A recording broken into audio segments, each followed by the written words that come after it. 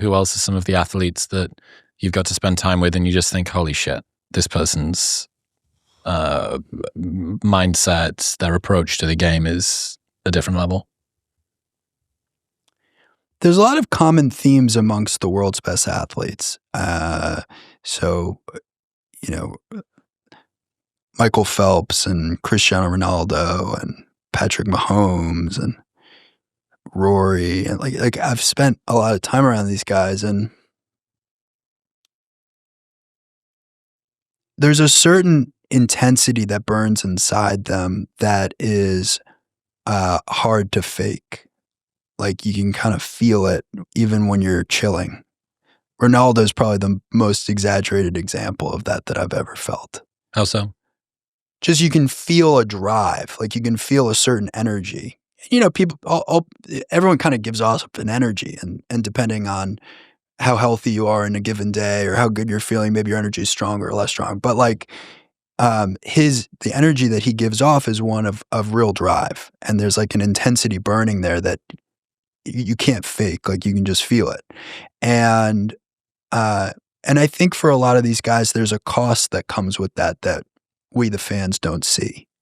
Like you don't see the cost of having to be the first person at the practice facility every single day and cold plunging for hours afterwards, and the time away from the family and the sacrifices in all these other areas of life. I mean, it is very inspiring when you really get a close-up look at it and you realize just like what a grind it is. Like it is such a grind. You see the goals and you see the master's jacket, but you don't see the grind and the pain and the injuries and like the time that they're not on camera. And there's something about it that's both inspiring and also you're like, yeah, maybe I wouldn't want to do that. Intimidating. Yeah. I mean, you've activated one of my trap cards, and the question of what is the price that people pay to be someone that you admire has been, that's a good question, one of the most compelling ever since I grew out of being an adult infant, and started to be a little bit more of a grown-up, I guess, intellectually. It's one of the questions I've been fascinated with, to look at what's it like to be that person. You want to be that person. You want to be Rory McIlroy, do you? Okay, let me explain all of the prices that he's had to pay to be Rory McIlroy. You like the look of Patrick Mahomes or Michael Jordan, perfect example. Like, the Last Dance. Still now, at what is he, probably 50, something like that. I don't know how old he is. Sorry if he's in his 40s, but yeah, like 50s. Doesn't look happy. A man who is tormented by drive and perfection and obsession. He's the greatest. Okay, but that's the price that you need to pay. Elon was asked on Lex's show 3 years ago. He says something like, "How are you doing?" And he takes a little moment and he goes, "Most people think they would want to be me. They don't want to be me. They don't know. They don't understand. My mind is a storm." Yeah. He's the richest guy on the planet. Sending rockets to space, building world-changing cars. He's on stage in Japan doing robot dances and shit, fathering 1 million children. He's actually easier to compare to some professional athletes than any other business leader. How so? In just that it's clear that he's got a drive that he's tormented by, and he's willing to sacrifice everything else for it. And you see that with the world's best athletes. Well, the thing with, at least, the problem with looking at anybody through the lens of a narrow pursuit, like the success in business, or the success in a sport, is that you only see the one vector that they've channeled their outputs into, and you don't see any of the other fissures that their costs leaked out of, right? Well, what if this guy hasn't had sex with his wife in like 2 years? What if the drugging themselves to go to sleep and stimulating themselves to wake up in the morning? What if their relationship with their father or their mother is just non-existent? What if they hate themselves? What if they can't bear to look at their body in the mirror? All of these things happen, and you go, okay, but they're the greatest, they're the best. Yeah. Would you want that? Is that what you want? Because you don't, as you said earlier on, it's kind of stupid to just look at one element, either of a business or of a person, and say, I really want Rory McIlroy's Masters thing. The not being able to sleep on a nighttime because he's obsessing about that shot he missed. I don't really like the idea of that so much. But the green jacket, that sounds great. It's like, you don't get to piece this person together. Someone is a whole, right?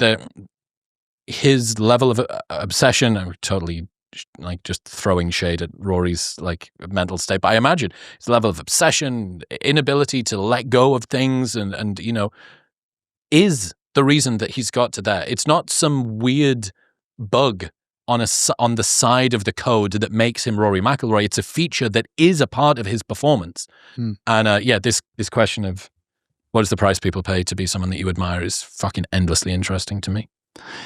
Yeah, and I think athletes have gotten more introspective. Like I actually, Rory's extremely thoughtful, and he's gone through phases of reading books on the Stoics and meditating and all sorts of things. I think a lot of athletes end up being more introspective because they get into visualization, which becomes sort of the gateway to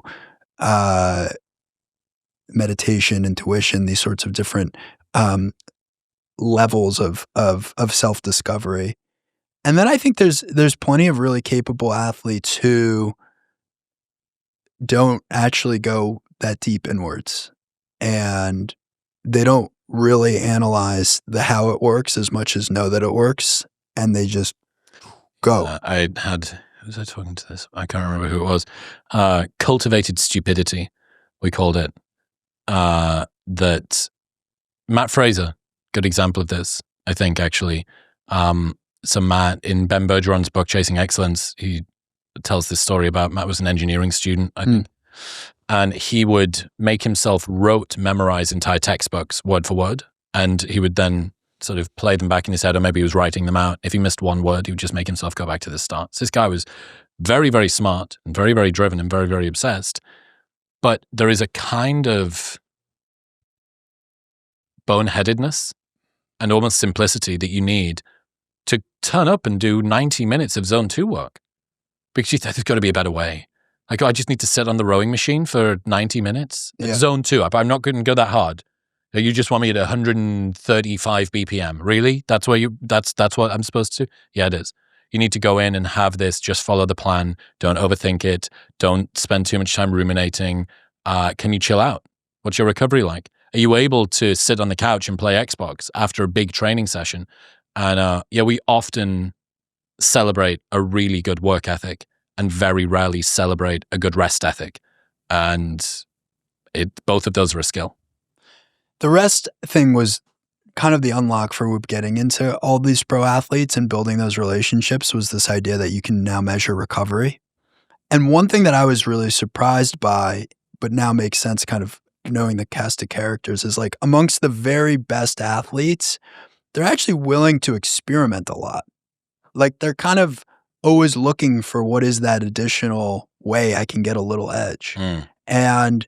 And that's one of the things that separates, I think, the very best from just like a great professional athlete, is this like drive towards experimentation. And it's part of the reason that in the early days of building this company, like someone like LeBron James or Michael Phelps was willing to wear Whoop.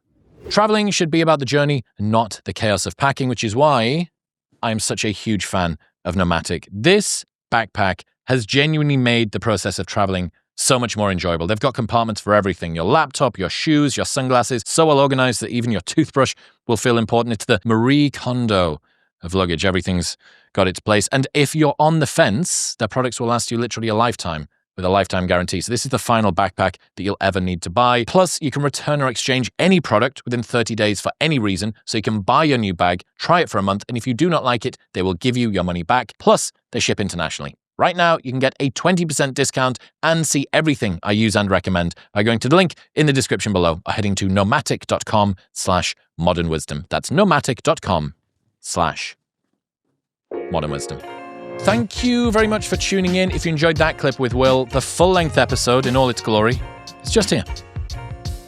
Come on. Press it.